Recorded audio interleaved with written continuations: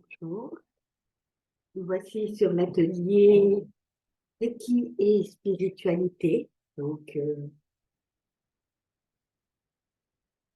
je manifeste des formes d'éveil et j'entre dans la liberté. Voilà le thème. Manifester des formes d'éveil favorise notre liberté intérieure. Cela se produit lorsque nous entrons dans la bodhéité. État dans lequel s'instaure l'extinction de la souffrance.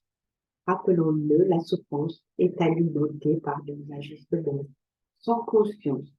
Dans notre environnement, par exemple, la souffrance qui est aussi provoquée par nos perceptions erronées. Donc, sortir de la souffrance, c'est sortir du poison de l'ignorance. Bouddha est sorti de la souffrance et il nous a donné, suite à son éveil, une multitude de sutras d'enseignements. Sutras, ce sont les enseignements du Bouddha. Il nous a enseigné, entre autres, ce qu'on appelle les 7 pouvoirs. Il nous a enseigné les 7 commandements. Il nous a enseigné le chemin de l'éveil. Parmi un tas de sutras et d'enseignements, ce sera d'autres enseignements. On va partir de ces 3 outils déjà. Et ce sera l'enseignement de cet atelier qui est spiritualité. Cette année, je vous ai proposé un parcours d'études en 3 volets. Le premier, c'était nettoyer la souffrance de ses ancêtres avec l'atelier Reiki et psychogénéalogie. Ensuite, je vous ai proposé d'entrer profondément en contact avec votre corps, avec l'atelier Reiki et Biodharma. Et pour terminer ce parcours cette année, ce sera le volet sur un enseignement selon l'éveil du Bouddha. Siddhartha, on parle du Bouddha Siddhartha, et cela en rapport aussi, en lien avec l'éveil de notre maître Vikrama. Être éveillé, c'est être dans la compréhension, c'est entrer dans sa liberté. Sortir de la souffrance avec les enseignements, nous allons commencer par les 5 skandhas ou agrégats. C'est le même, c'est les deux mots, 2 termes qui signifient la même chose. On utilise parfois le mot de 5 skandhas, des fois on parle de 5 agrégats, nous parlons de la même chose. Donc ces 5 skandhas, ces 5 agrégats sont les suivants. Le corps, les sensations, le corps, les sensations, les perceptions, les formations mentales, la conscience. Les 5 skandhas nous montrent en particulier l'origine de la souffrance. L'origine de la souffrance se crée le samsara, la roue du karma, c'est-à-dire la roue de la non-liberté, la roue de la souffrance. Premièrement, dans l'idée des 5 skandhas, nous devons servir notre corps. Quand nous nous nourrissons et l'habillons, nous portons ce fardeau. Cela signifie que nous sommes les domestiques de ce corps et de l'agrégat de la matière.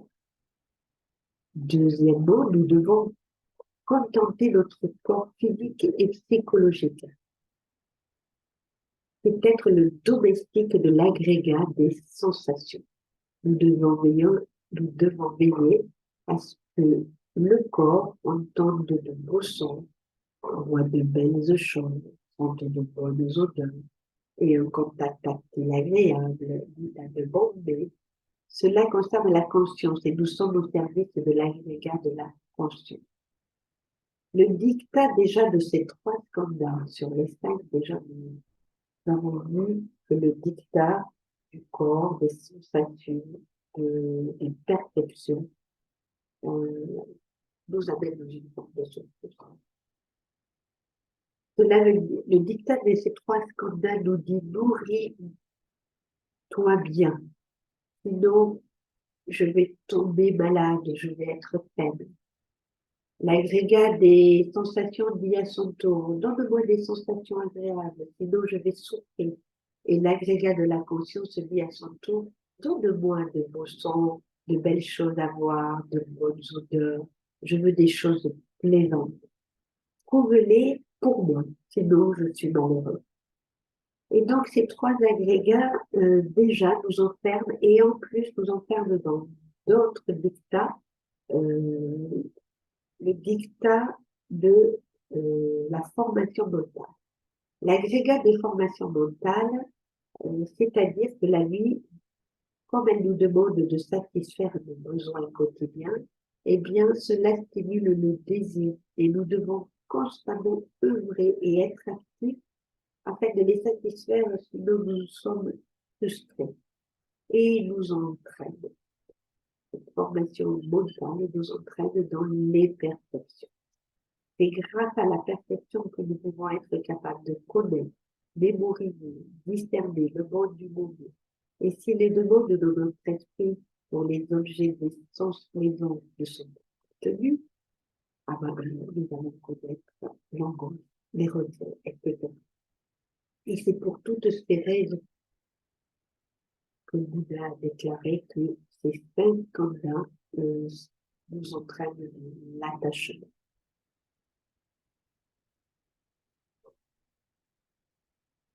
Et le fait de sortir déjà de l'ignorance des 5 khandhas, nous entrons dans ce qu'on appelle la vue juste. Et comment entrer dans la vue juste? Nous revenons dans la roue du samsara. Nous pensons que les 5 agrégats apportent la joie de vivre.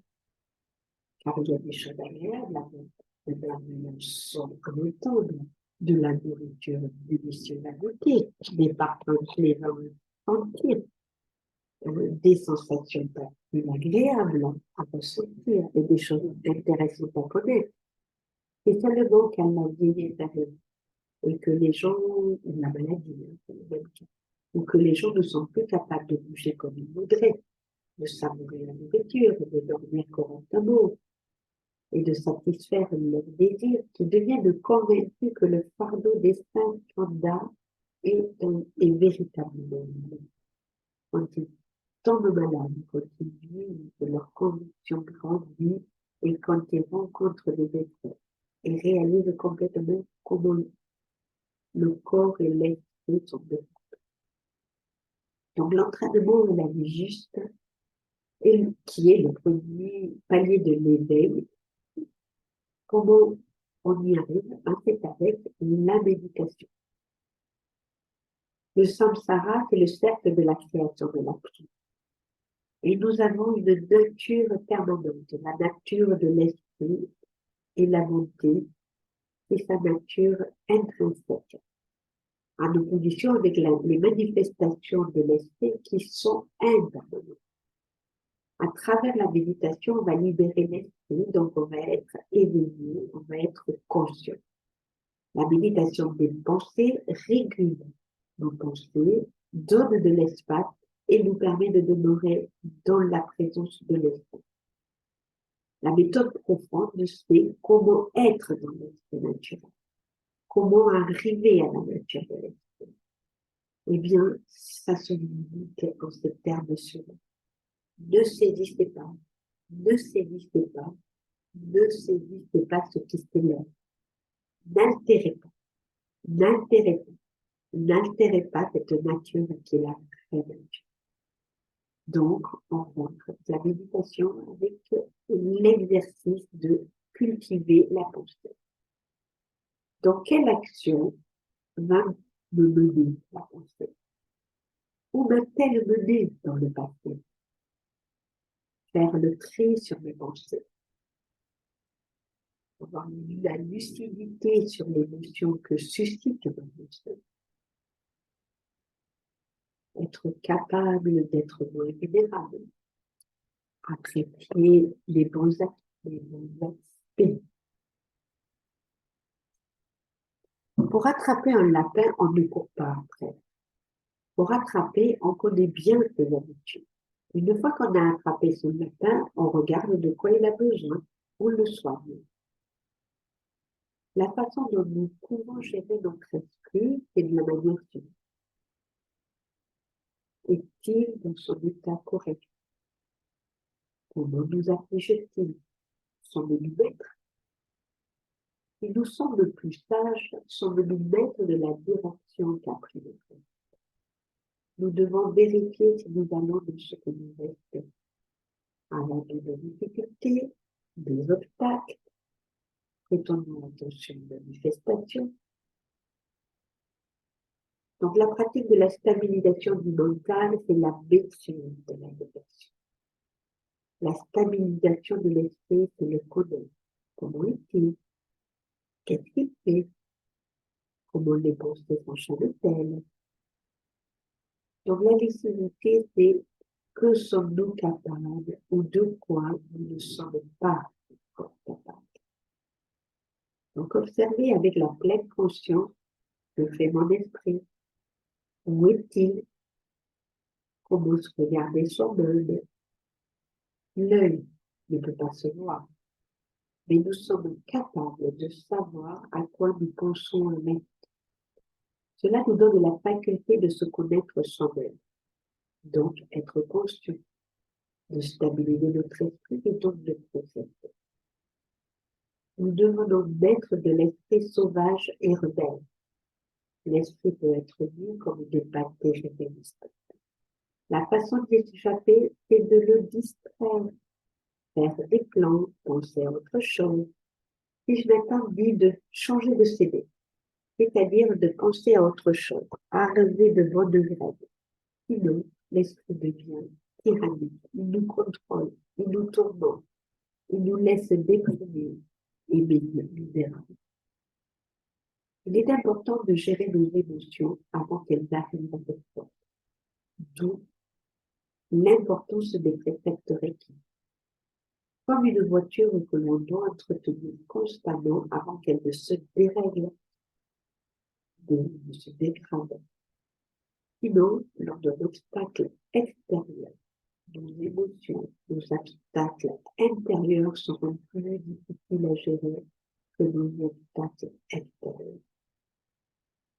Donc, le rappel synthétique de l'exercice de la méditation, c'est que nous observons ce qui est agréable, désagréable, neutre. Pour sortir de l'attachement de 5 standards en particulier. Sortir de l'attachement, c'est sortir de la souffrance par la compréhension, par la vue. Et le chemin de l'éveil est décrit comme suit.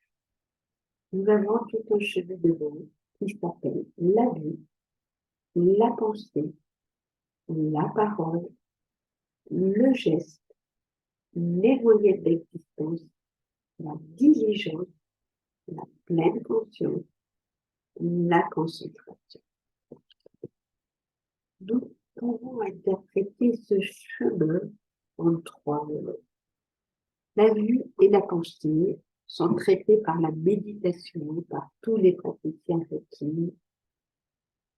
Pour les 2e et les 3e degrés, avec les symboles en particulier, le 2e. La parole, le geste, les moyens d'existence sont également traités par la méditation, mais également par les 5 préceptes de Reiki, par tous les praticiens. Ils sont interprétés sous la forme du karma, c'est-à-dire des actions que nous menons. La diligence aussi, appelée la volition, c'est-à-dire l'intention profonde, la pleine conscience et la concentration sont traitées par la méditation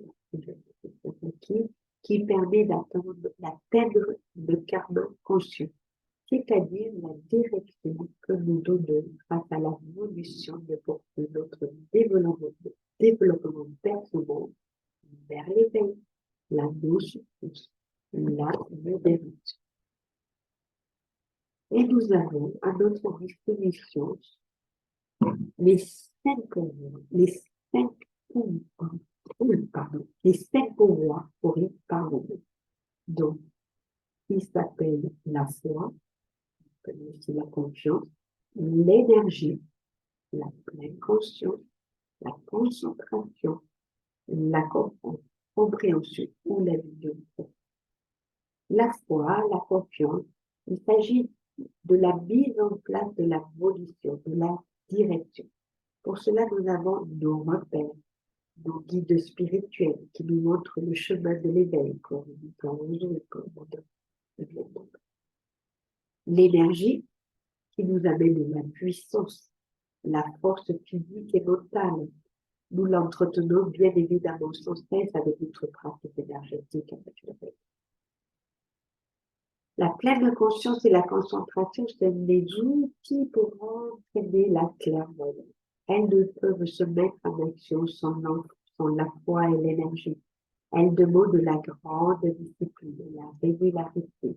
Un sportif ou encore en bonne santé, par exemple, ne peut pas être un sportif de bon niveau ou encore ne peut pas être en bonne santé sans la mise en place de l'entraînement, de la prise de l'alimentation saine. C'est tous les jours que l'on bouge. Pour un sportif, c'est tous les jours qu'on s'entraîne, etc. Donc, c'est vraiment de la régularité. Et la compréhension ou vision profonde, c'est le chemin de la libération, de la souffrance.